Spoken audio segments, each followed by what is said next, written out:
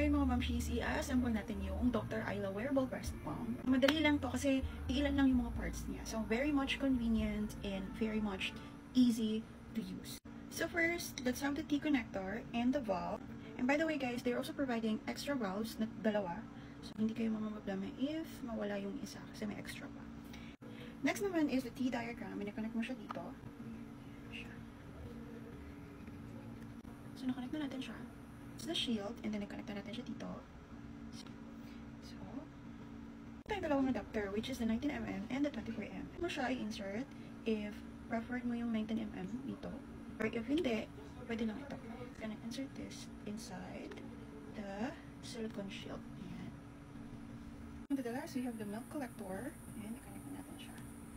So, meron siyang guide, which is ito, and ito.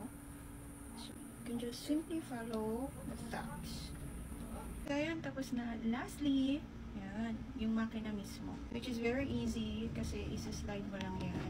Let me show you. So, there you go. So, let's try this.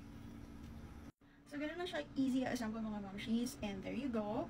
Pwede ka na mag-multitask. Pwede mo na hugasan yung mga hugasan mo. Pwede ka naman laba or whatnot. So, very convenient. Yun lang. Thank you so much for watching.